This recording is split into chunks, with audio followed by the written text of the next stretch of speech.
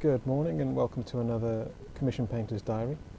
Had a good week last week, really enjoyed painting all those Napoleonic figures. I finished all the cavalry, got all the basing done, and I've just finished packing them this morning, and shortly I'll be going to post the commission off. I've got a short video to show you the finished figures, but just before I show you that, a few people have asked on social media where I got the Highlanders that are flashing. Obviously the client sent me them, so I did a bit of searching on the internet, and I found out they're from a place called Black Hussar Miniatures, and they are called the Rude Highlanders. So if you're interested, that's where you can find them.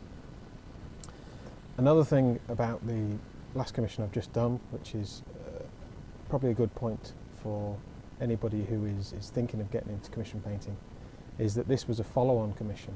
I had already done half a unit of Highlanders for this client. I'd also already done 2 of the Scots Greys for the client. Now, when you're only painting a few figures, it's quite easy to remember what paints you've used. But when you're painting every day, day in, day out, and you're painting up to 100 figures a week, you soon forget what paints you've used. So it's very important that you keep yourself a paint diary. As you can see, it sits near the desk so it gets covered in paint. But the last time I did a commission for this gentleman, I wrote down all the colours I'd used for the tartan and all the other colours I used. A lot of it I've just written down usual, because there are some colours I use for everything. I've got the same 3 colours I use for any redcoats, and I've got the same colours I use for guns. But yeah, if you're thinking about, even if you're not thinking about commission painting, it's probably a good idea to keep a paint diary. You know, you don't know when you're going to turn around and think, oh, I want to add some more to that unit, and you need to remember the exact colours you had. So yeah, get yourself a book, stick it by your desk, note down everything you paint. So here's a video of the finished commission, and I'll speak to you on the other side. So as you can see, they're all completed here. The gun crew is from Victrix Plastics. The cavalry, the first unit there are the Lifeguard, and they are Warlord Games. There's 4 officers. The second one along the Highland guy, he's Warlord Games. The others I think are Redoubt.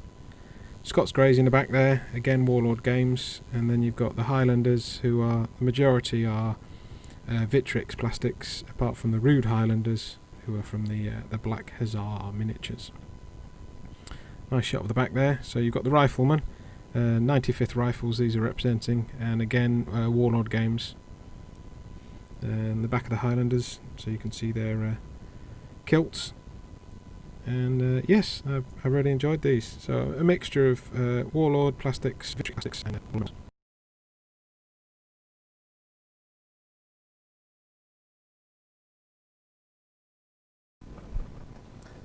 So while I haven't actually got any painting done on the next commission, the Mexican one, I have already spent 14 hours on this commission, which is another thing, if you're thinking of getting into commission painting, you need to be aware of.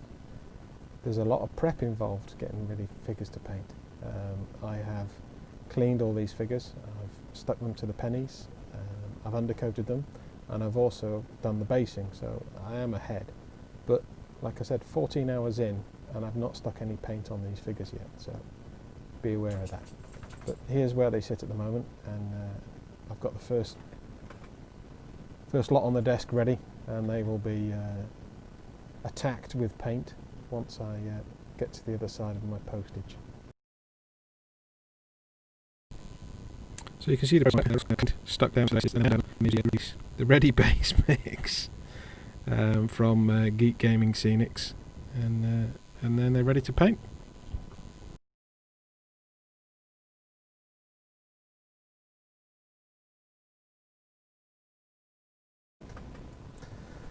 I took the opportunity today while I was packing this commission just to take a very short video to show you how I pack my commission work. It's important, if you're going to do commission work, that you are professional. That's what you're offering. You're offering a professional service.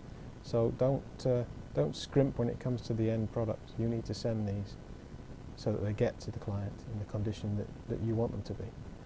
A good rule of thumb for me is always do it how you would like to have received it. You know, if you're painting to a standard, it's a standard that you would like to game with. If you're sending some figures off, they're going to receive them how you would want to receive painted figures. So it's worth remembering. So here's a short video. So this is just standard toilet paper, and I cut down the bubble wrap myself, and I make sure the figures are well varnished before I do this. They're wrapped in the toilet paper and then the bubble wrap. The idea is you're wanting to get them so they're not going to move around at all in the box. So it takes a while, but I find it works. So just before I end today's video, I thought I'd share one little tip I've picked up. I've been painting full time for almost 3 years now, and I found when I first started I used to listen to the radio and I'd paint away, and it was great, you know, it was fine, but I would find that my brain would wander and think of wonderful plans and schemes that I could make lots of money, and I needed something to occupy my brain whilst I was painting. So I downloaded an audiobook, started listening to that, and it was fantastic.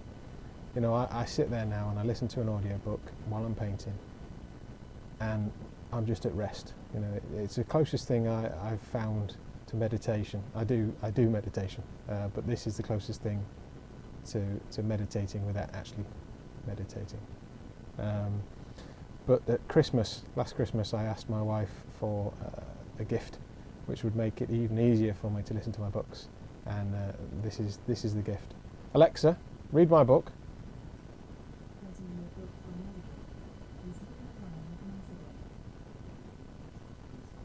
Alexa, stop. Now this led to quite a laugh the other day. Actually, I just thought I'd share a little funny at the end of the video. I'm going to use the word A instead of her name because she'll start speaking if I don't. But they must have updated the Audible app, because it was, if you paused it, say if somebody came to the door and I paused it and walked away, came back, when I asked it to resume, it was starting sometimes a chapter before I'd finished it, which was really annoying. But one of the functions you have on Audible is you can ask it to advance, so it'll move forward 30 seconds. So if it's just a short bit it's gone back, I used to just say advance.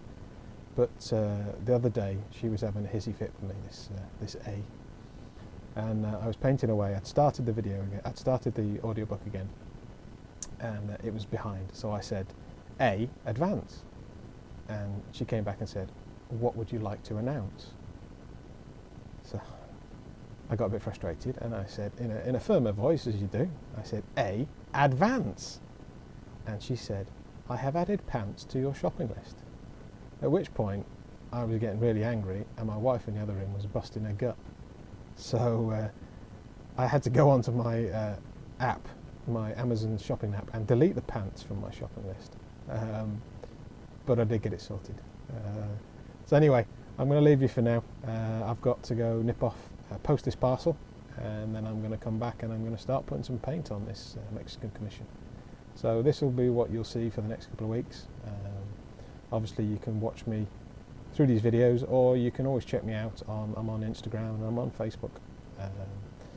Again, if you've got any questions about full-time commission work, or you just want to make a comment about the videos, drop a comment below and I'll answer when I can. If you are enjoying these, please like them, and if you think of anybody who would be interested in knowing what it takes to be a commission painter week in, week out, please share the video with them. Okay, bye for now.